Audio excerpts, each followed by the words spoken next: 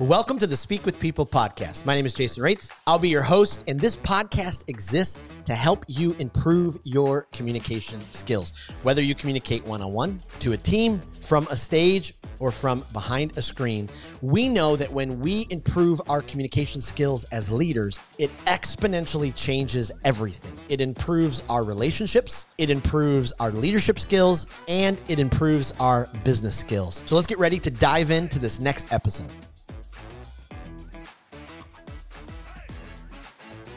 Today, I'm so excited because we are diving into the world of online communication. How do we communicate with people through emails, through, our writing? How do we get people to respond? I'm thrilled, beyond thrilled, to interview just an absolute guru of email marketing. Her name is Liz Wilcox. She's incredible. She's been on over 300 podcasts.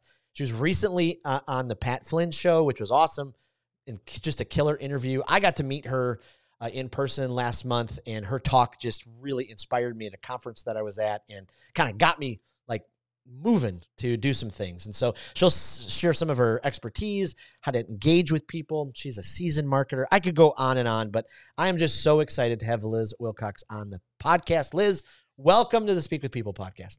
Oh my gosh. Hey, friends. I am so excited, and I love the speaking with people and not at them, because that's what I teach too. So I couldn't be more excited to be here today. Thank you.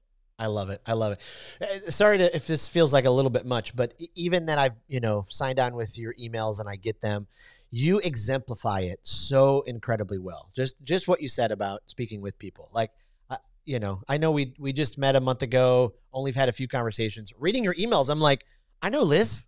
It's just amazing how you come across that genuine. And so I've just been blown away. Well, let's talk about it, because I think everyone has the capability of coming across as their true self, which, as in communications, when you're just yourself, when you're just, really just being authentic, wanting to talk with the right people, like that comes across, and, you get more results, right? Absolutely. Before we hop into the conversation, could you give us just a little bit more of your story, who you are, what you do, where you're from, all that kind of stuff? Yeah. So if you're listening, I'm probably kind of the opposite of you, but I did start out as a professional. I just didn't make it very far. I realized I didn't like a uniform. I didn't like people telling me what to do. I didn't like a boss. So I actually have a background in leadership. I have a master's degree in leadership. I wanted to, own my own school one day, and, I was going to change the world with education. And I think I still am doing that, just in a very different way now. And my last job, was when I was interning, when I was in my master's degree. I actually worked at a gas station. And I said, you know what? I think I can do better than this. I think I can figure it out. And so I started an online business. You Google how to make money online, and everybody and their mother tells you to start a blog, right? And, you'll make about $100,000 in the first 6 months or whatever. I was like, I grew up really poor. Before we hit record, Jason and I were talking about, both being from the Detroit area. So if you've ever heard of Detroit, you can imagine the kind of upbringing I was having, and, who my mother was. So anyway, I started this blog. Of course, I was really naive. I didn't make a ton of money right off the bat, like those webinars promised me. But I did hear this thing about email marketing and how email marketing was the way to go. It was the highest ROI, return on investment, right? For every dollar you spend with email, you can expect to get $40 in return. And, coming from the poorhouse, I thought, what? I throw them $1, they spit out 40. What is this magic? I've never heard of such a thing. And so I started emailing. I got really, really good at it. And I got to see a lot of results. And I was doing an RV travel blog. And, I did the thing everybody tells you to do, create a digital course, right? So I created a digital course. I asked people, do you want this thing? And I had 141 people say, yeah, if you create that, I'll buy it. And I did a typical Monday through Friday open close cart a few months later, after creating the course, and I made 141 sales. Huh. Yeah. So if you know anything about business, normally not everybody that walks in the door of your office is Wow. gonna be the client, right? Or is gonna even like buy the merchandise, right? So that's when I knew I had something that other people didn't. And that's actually when I sold that blog, a few months later and went all in on this email marketing thing because everyone kept asking me like, "Oh, that's not possible. That's not possible." I said, "Oh, well, here are the receipts." And I didn't know it wasn't possible. So I guess I just did it. And so now I teach email marketing and I teach how the heck I did that in the first place. Mm. Boy, that's incredible. I love that. So we talk a lot about speak with people. We talk about communicating with people, not at them. So when it comes to email and being online with people, what do you think helps people stand out online and causes others to want to follow along, to be with them, to hear the story, to listen? Yeah, I think it's just three really key components to anything, like to friendships online, to standing out in the room in person, etc. It's just three things. Number one, show a little bit of your personality, right? Mm. If you're just listening, you might not be able to see me, but I've got, Seinfeld in the background in sync. I'm wearing a Christmas hat, the Grinch sweater. Like Liz has personality, and you don't have to, you don't have to have Liz Wilcox personality to have personality, right? There are going to be certain people that are just attracted to you. Maybe you're a very like tactical thinker. Maybe, you're just really kind. Maybe you talk really loud and that's part of your person. Oh yeah, here comes Jeff. Take a step back before he starts talking. That's just who you are though, right? So share a little bit of that personality online. Don't be afraid of it. It's going to make you stand out, which we need to stand out, right? The world is noisy. Mm. The second thing is your vision for people, right? Especially online, if you're trying to create a business or if you're just trying to, establish more expertise for your in-person thing, sharing the vision that you have for your potential clients is so Mm. important, right? A lot of the content out there is a little self-serving and people are always thinking, what's in it for me, Jason? What's in it for me, Liz, right? Why do I need to listen to you? So sharing the vision you have for people is really important. For example, my vision is that you make money with email. I don't care about your podcast, your YouTube channel, your conversion rate of, this, that, and the other. All I care is that you have an email list that's monetized, Mm. right? That's my vision for you. So I'm constantly sharing that online. There's no guessing of what's in it for me. People know where, if they get on the Liz Wilcox bus, they know where they're going, right? And the last thing is your values. Mm. Now, hands up, I'm not telling you to spew your politics everywhere, but there are certain values you Sure. have that drive the way you do business, drive the way you speak with people, drive the way, you show up, drive a little bit of your personality and visions as well, right? And so sharing those values is definitely going to help you stand out. There's a reason why, Coca-Cola, Under Armour, name the Fortune 500 companies spend millions of dollars, on social justice campaigns and, making sure their commercials have diversity, et cetera, because they want you to know that that's their value. I mean, whether or not they're lying, I can't be the judge. Right. You, as someone who's, maybe you have a small team or maybe it's just you trying to venture into this new thing, you do have values, right? Like no one is thinking that you're just doing that for a sale, right? And so what are the values you have? And how can you share them online in order to, like Jason said, stand out? For example, I come from a leadership background. I come from a background in education. So of course, one of my values is inclusivity. They drilled that into very first day of class. You got to teach everyone. It doesn't matter, right? And so for me, I say things like, oh, my prices are the way they are. They're low compared to the market because I value inclusivity. I want, no matter what country you're in, no matter what your circumstances, I want you to be able to have this information, right? That, oh my gosh, that Mm. alone, forget the, crazy 90s themed website. Like just that value helps me stand out. So again, that's a little bit of personality, sharing your vision, and sharing a value or two is really going to help you stand out, not only in the inbox, which is my main expertise, but everywhere online and Wow. in your community, I would say. Absolutely. Absolutely. So I love that. So let's go to the person who's, very, very brand new and they're like, okay, but who do I send this to? Like, how do they, I guess, how do they begin to build that community?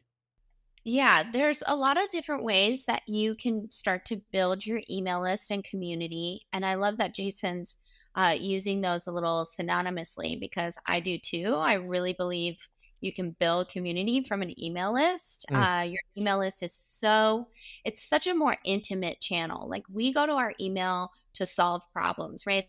Like where's that bill? Where's that email from John that he needed to talk to me about this or that. We go to our email to solve problems. And so having an email list and building the community there is going to help you serve your people so much more effectively than social media or anywhere else. But anyway, how do we start building the list? Well, there's 1,000,001 ways you can do it. And I do suggest, spending a bit of time on Google, of course, after you, listen to this amazing podcast and rate it, right? Because there's so many ways, and I want you to only work on list building in the way that feels good for you. So for example, I do list building. I love to talk. I love to spread my message. I do a lot of podcasts, spoiler alert, right? Excuse me. I used to do a lot of guest blogging. So I was an RV travel blogger. And so I would ask RV travel sites, hey, do you have an article on this topic? Knowing full well that they didn't. Oh, well, I could write that for you, right? Because I feel that I'm very strong in writing. So guest blogging is a great way to grow your exposure and grow your list. Also, a lot of people just within their network, right? If you have an office, say, hey, we've all been to Old Navy, right? And they're like, can I have your email? And you roll your eyes and you say, do I really have to give it to you? And they say, well, no. And they move on, but if you didn't know that, you can always decline. But that's another way. Like if you have an office, if you have, inside of your email signature, you can have a link for them to sign up for your community. Those are some other, simple, low effort ways. And the last thing I'll say is, you can use whatever social media account you're most active right now. For example, I was born in the 80s, so I still love Facebook, right? And so with every business I started, I created a very simple what's called a landing page on an email service provider like ConvertKit. You've probably heard of MailChimp, your CRM, some people call it. And, it's just a sign up for these kind of tips. For example, when I was starting this email marketing biz, I didn't really know what people wanted yet, but I knew that I had an expertise. So I said, hey, if you're interested in learning more about email, sign up here. That's what was on the landing page. Then I went over to Facebook and I said, hey, I just started this new business about email marketing. I'm really excited about it.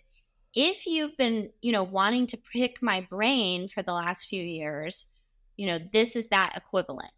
Yep. And especially as you're listening, you're probably some sort of expert in your field. Maybe you have a home office or you go out, you're in a firm, you're a chiropractor or something like that. People likely want to pick your brain all the time. You're a professional. There's always somebody texting me. Maybe you can relate, calling me. Hey, just real quick, how do you fix this? Right? Like I'm thinking of you IT guys, right? Like real quick, come over here. My TV's not working. And so you can say, this is going to be so good, the equivalent of being able to pick my brain each week, right? And just post that on your social media. Are you going to get 1,000,001 signups?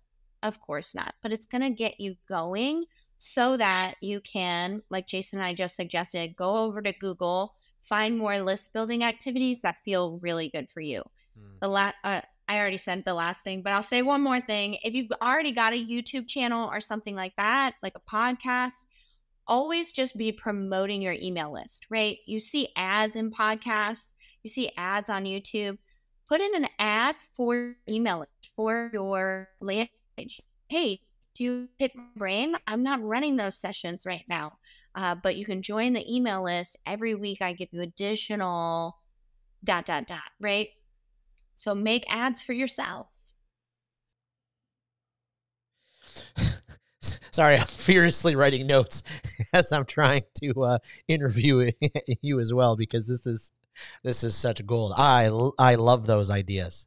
It is so good. Take us into the subject line for a second, right? So many people struggle with the subject line of an email. How do I, do I craft something? Do I go to ChatGPT? Like, what do I do to, write something that people will want to open up?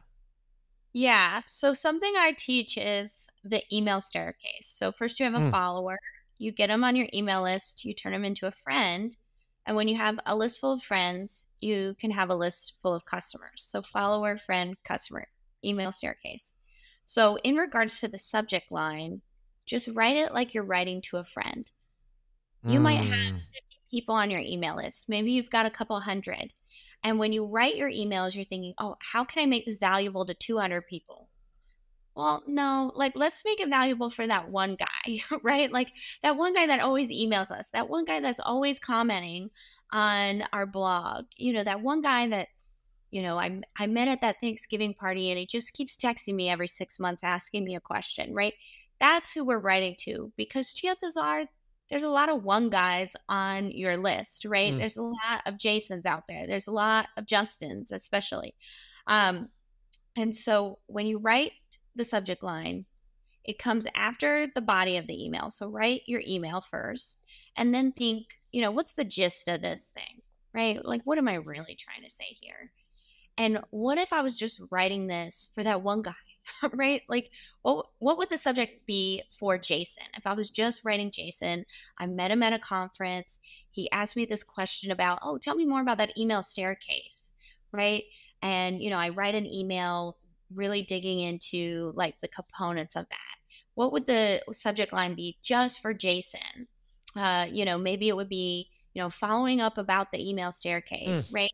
And I've met, that's a foundation of what I teach. So it would make sense for a lot of people. Yeah. And if it didn't, it would be like, what's the email staircase? And then boom, suddenly they're engaged, right? So really just writing from that friend perspective. It's not SEO. You've likely learned about SEO, right?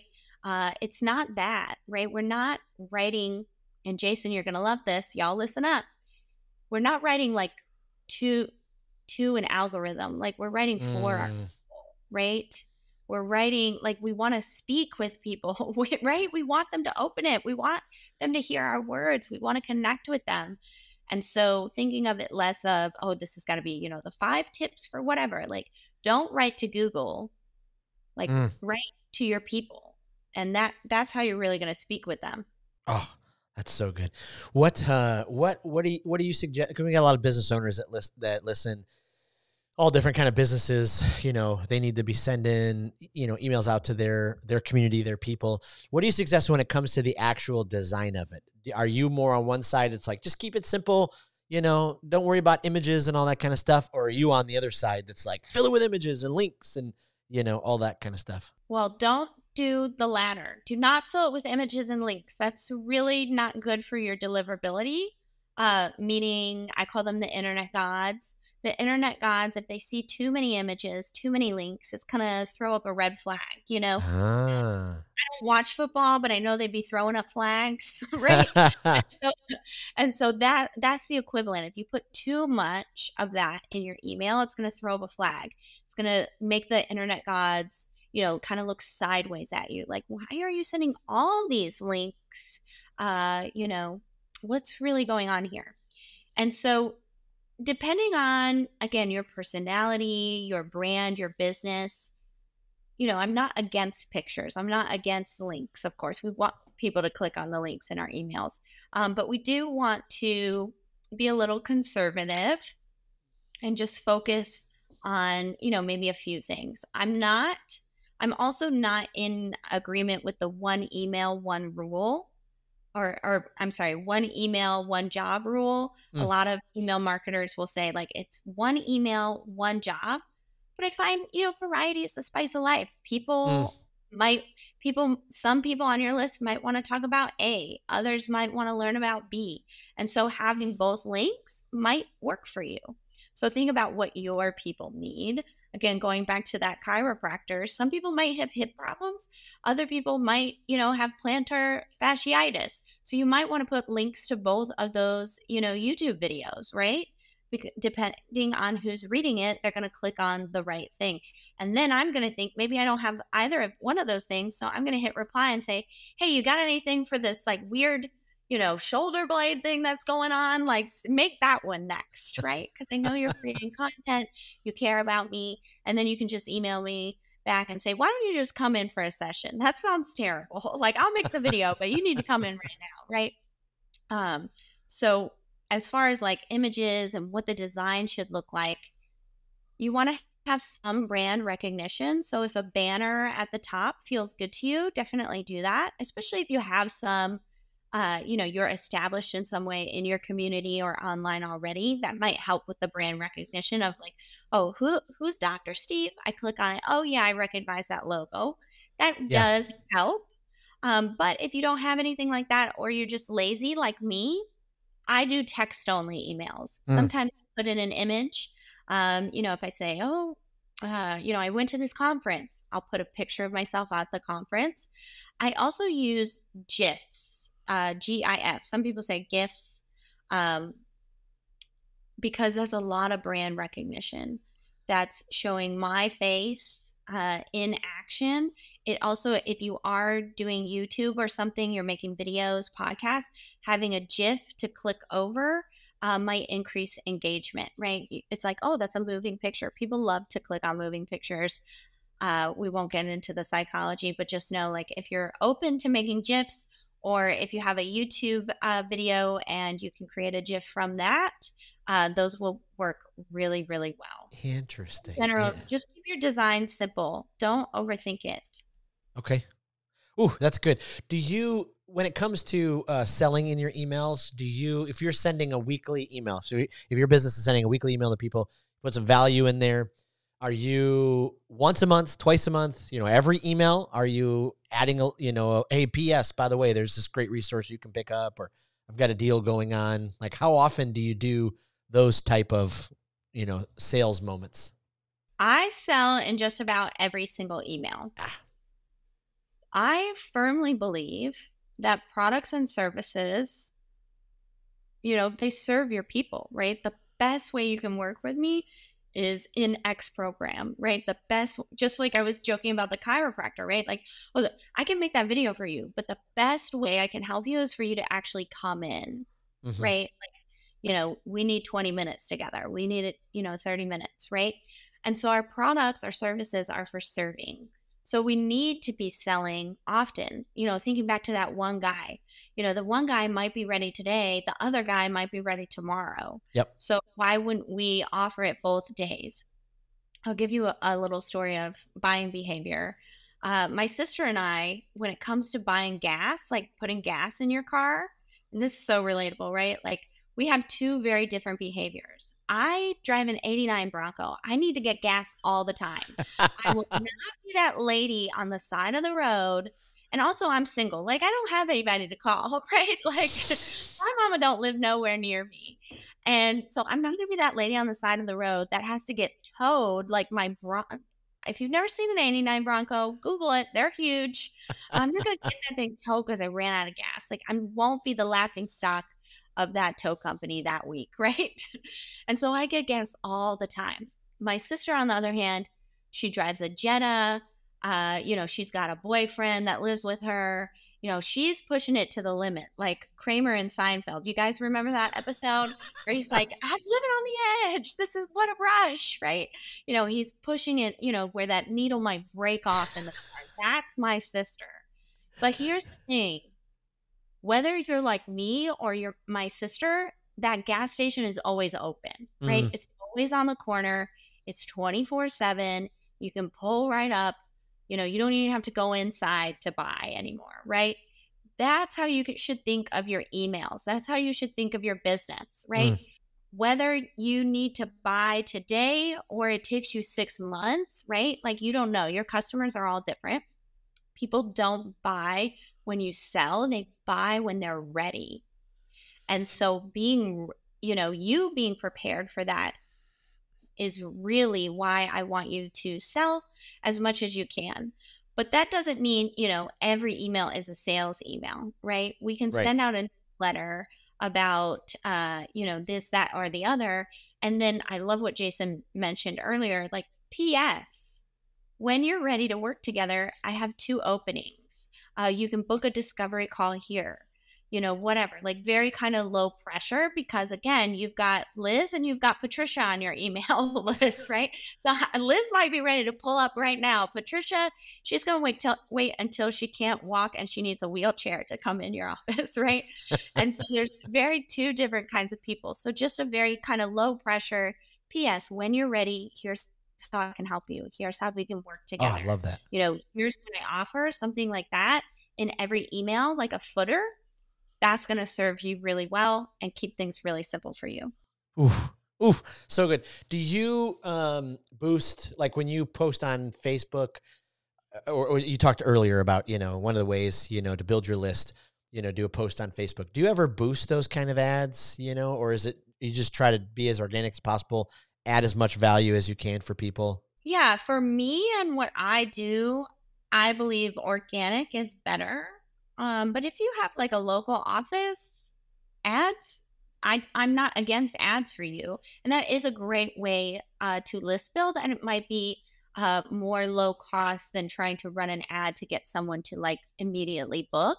You could, I love this idea of having an ad for, some sort of, it's called the lead magnet, an opt-in, like, something that says like, hey, if you give me your email address, I'm going to give you these 5 tips on how to open your hips or whatever, right? And then within the emails, sending a consistent newsletter is going to help you, get that person into the office. Yeah. Or, get them on a call, whatever. So I wouldn't recommend boosting posts. I'm not a Facebook ads expert, but I've never heard anyone say, yeah, that's a good idea. But I would recommend, maybe taking a course on Facebook ads or just hiring an agency, because that can be a great way to build your list. And that agency will be able to really help you hone in on who's seeing the ad so you can actually convert on the back end. Yeah. So you're just talking about, the lead magnet and the opt-in page and all of that kind of stuff. So this is one of those asking for a friend moment, when someone comes to you and's like, I have this friend. It's really me, but I'm going to say it's a friend, so it sounds a little bit more. So we did this giant campaign, I don't know, 3 weeks ago. We're a series in the podcast called Lead with People, Not at Them. So it's 16 weeks, or not 16 weeks. It's 16 episodes, all on leadership, healthy leadership. And to go along with it, we put together an ebook with 38 different leadership principles from people from around the country. And we did the thing. So you go to speakwithpeople.com/leadwithpeople. You can download the ebook there. We use Kajabi for everything. I was watching a bunch of Kajabi videos, and one of the guys was like, hey, instead of when you do your opt-in, instead of just automatically having it pop up, to the PDF or whatever it is, don't do it automatic. Have a email sent to them and then let them download from the email. Is there any reason one is better than the other, or are you just like, doesn't matter, just get to the opt-in? Yeah, I agree with Kajabi's advice, because you want them to go to their inbox and open your email, right? Gotcha. That's going to help them open the next email. And within that first email, don't just, here's your thing. Yeah. Introduce yourself. Yeah. And this is not saying send a long email. Mine's like 100 words. And this is where, going back to the top of the hour when we talked about that personality, vision, and values, this is where you can inject a little bit of that right off the bat. Like, hey, here's those 38 principles you wanted, click here to download. Oh, by the way, my name's Jason. As much as I love Hootie and the Blowfish, right? That's a little bit of personality of Jason. I love the idea of you learning how to communicate effectively even more. Suddenly, Jason has told you, hey, here's a little bit of my personality. I love Darius Rucker, you know, as well as he shared the vision he has for you. I love the idea of you communicating effectively. I Oh, love yep, that. I'm in the right place. You know, I feel Yeah. like no one understands me at all. I'm in the right place. And he might even go deeper. I love the Yes. idea of, business owners and entrepreneurs communicating effectively, like whatever. I say, as much as I love the 90s, I love the idea of you making money with email even more. And so Oh, sharing that, keeping it really simple, it's like so not only good. this free thing, it's like, oh, now I didn't realize I got on the bus. Am I on the right bus? Oh, yeah. Oh, the 90s. I love that. Oh, Darius Rucker. Oh my gosh, don't get me started. And oh yeah, we're gonna learn how to speak with people, not at them. Okay, yes, that's exactly what I need as a leader. Nobody listens to me. This sounds great. Okay, I'll sit down, right? And so that's kind of the, behavior that's happening. So don't just get them to the email to get them to the email. Like take it a little step further, share a little bit of personality and vision you have so that, it's like, yeah, I want to open up the next email. I want to learn from Jason. Mm. So good. Let me ask you one last question because I've already asked you so much. Your time is awesome and so valuable, but I could ask you a million more. But you talk a lot about leadership. We focus in a lot on leaders because we really believe, hey, if you've got influence, you're a leader. One of the best ways to steward your leadership is through your communication. But we're leaders. We still have feelings. So what happens? Give us some thoughts and advice when people hit the dreaded unsubscribe button. Like, how do you prepare yourself for, all of that damage? Or Oh, yeah, churn never feels good, right? No matter like if it's in your office, if it's like your email list, your, YouTube followers, like the unsubscribe. Just number one, realize like you're not alone. It feels emotional. And I think especially for email, especially if you come from a corporate background, right? It's like, email is this, sometimes it's like this annoying thing, right? Mm. And so you're writing your emails from this perspective of, I don't want to be annoying. And then somebody unsubscribes and you think, oh, I'm that guy. I'm John from the office all over again. I'm just hang up my hat. And so it feels emotional. So, if it feels like a little bit of a sting, just let it. Yeah. Then remember what I just said about like the bus. Email works so well. It's why, I can say, oh, for every dollar you get $40. Remember I mentioned that? Mm-hmm. Because it's consent based, right? Mm. And so I give you consent to send me that freebie, right? You share a little bit more. And oh, well, yeah, I sat down on Jason's bus, but now my kid's in the hospital. It's Christmas. I've got this other guy in my inbox spamming the crap out of me, which makes me hate email even more. I just don't have time right now to learn this, I'm just going to unsubscribe. They're just getting off the bus, right? Yeah. Maybe they'll come back. Yeah. Likely they will because what you teach is so, so important, right?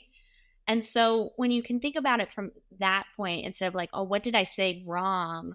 Or, why, like, how can I fix this? You can't fix unsubscribes. They're going to happen the same way people, in the city get on and off a bus. But what you can control is when you hit send, is this the best you could do? Right? Is this really, leaning into that personality, vision, and values? Are you really trying to speak with the people you can serve? Yep. And when somebody gets off the bus, when they unsubscribe, it's like, well, I can't serve them right now. It's the same way as, when what's wrong with your cousin John. I don't know why I'm picking on John today. Sorry, John. Like if you would just listen, I could solve all of his problems, right? But John's never going to listen. So think of all those unsubscribes as your cousin John, who's just never going to can't get right, Yep. Maybe they'll come around one day, but for now they're going to get off the bus. And that's good for you because it's going to leave room for the people that you can speak with. Yes. And you can take action with and you can serve. Oof, I love that. Okay, before I let you go, a couple rapid fire questions. We're always asking leaders, Three questions. We talk a lot about speakers speaking on here. Do you have a favorite speaker? Oh, you just love to listen to this person. They just fill your bucket. Yeah, I actually, his name is Jeff Goins. Oh, yeah. The writer out of Nashville. I don't know if he does much speaking anymore. He's a ghostwriter now, but he has several best-selling books, and he's just really eloquent with his words. Oh, he's so good. Do you have a favorite podcast? If you listen to podcasts, is there one that's, development or guilty pleasure that's like, oh, this one just fills my... So I love Survivor, the show Survivor. And my favorite podcast right now is On Fire, the official Survivor podcast. It's by Jeff Probst, of course, along with his producer and a castaway from a few seasons back. And I wouldn't say it's a guilty pleasure because I enjoy it wholeheartedly without shame. I love Survivor. If you guys aren't watching, like Wednesday nights, it really still is the best show on television. I can't even watch it at night anymore because it's gotten so good. I woke up at 6 o'clock this morning to watch last episode, and it took me like 2 hours to calm down because it was so intense. I was like, no, you guys, Julie's got to go. You guys got to come up with a plan. Yes. Anyway, that's my favorite podcast. I love it. Last question. Is there a book that you think every leader should read? I mean, this is, bottom line, such a foundational book for your leadership. Yeah. To be honest with you, I'm not a big reader. I'm not a big content consumer. But again, I'll probably go with Real Artists Don't Starve, which is again by Jeff Goins.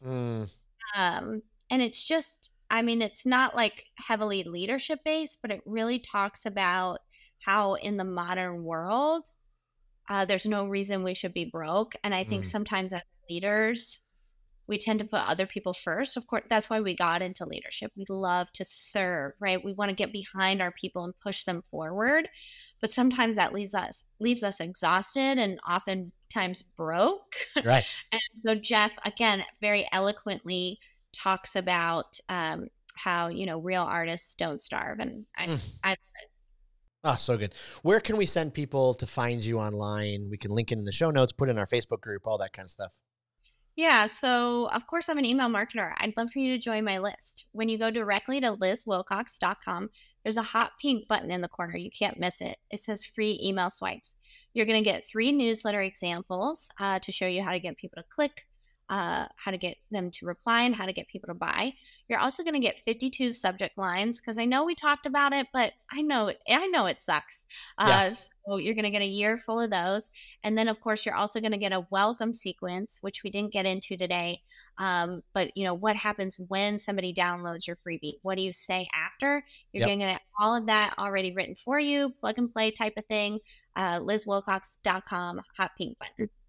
I love it. And I did it, and it's your material and content is so valuable. And thank you for your generosity for being on the podcast and just sharing your wisdom with people. And it's just amazing. Yeah, I can't wait to see what we all do with email. Absolutely. Well, thank you for joining us on another episode of the Speak with People podcast. We hope that you were encouraged. We hope that you were inspired and challenged to improve your communication skills. I want to thank you again for being a part of the Speak with People podcast community. Make sure you don't miss out on being a part of the Speak with People Facebook community group. Just head to Facebook, type in Speak with People, scroll down and join our community because every single day we're encouraging each other, we're helping each other to improve our communication skills. Thanks again, and we'll see you in the next episode.